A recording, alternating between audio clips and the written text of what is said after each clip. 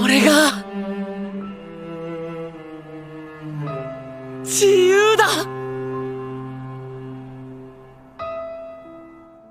Eren Yeager was never free. That's the tragedy of Attack on Titan.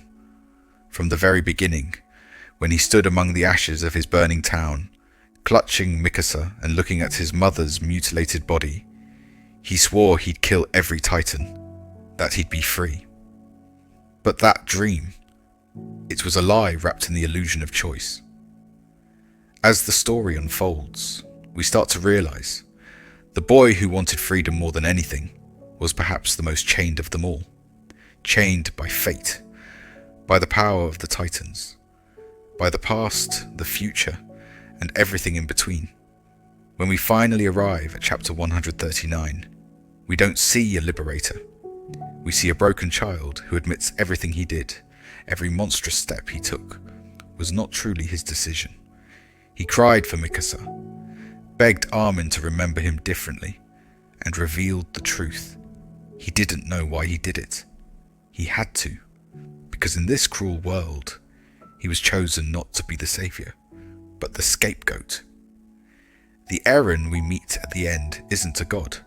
He's not a villain or a hero. He's a scared human being who wanted something simple, freedom, but ended up shouldering the sins of the world just so his friends could live in peace. It's ironic, almost poetic, how the boy who dreamt of the open sky spent his final moments buried in the earth, his wings never truly spreading.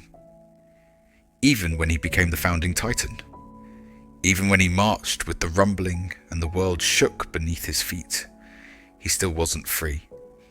He had to play his part. He had to become the devil so his friends could become the heroes. That was his freedom, to choose how he'd be remembered, and even that was taken from him. Chapter 1. 39 isn't a conclusion, it's confession. Eren admits his pain, his weakness, and most painfully, his love. He didn't want Mikasa to move on. He didn't want to die. For once, we see him not as a leader, not as a warrior, but as a young man who was never ready for the weight of the world. And when Mikasa kisses him goodbye, it breaks every heart, because it's not just a farewell. It's a reminder that love and freedom in Eren's world could never coexist. He sacrificed everything so that others could live without chains, but in doing so, he tightened his own. Even in death, he wasn't free. The world kept fighting, peace was fragile. And Eren's dream of a life beyond the walls, of laughter, of skies untouched by war, remained just that, a dream. And here's the final knife twist. Attack on Titan ends at chapter 139, not 140. And in Japan, the number 140 carries a subtle cultural symbolism. It's often associated with freedom in certain philosophical and poetic circles. It represents a sense of wholeness, of completion, of a journey that has finally arrived at liberation. But Eren's journey stops one chapter short, intentionally. Isayama didn't just end the story, he made a statement. By halting it at 139, he silently confirmed that Eren never reached true freedom.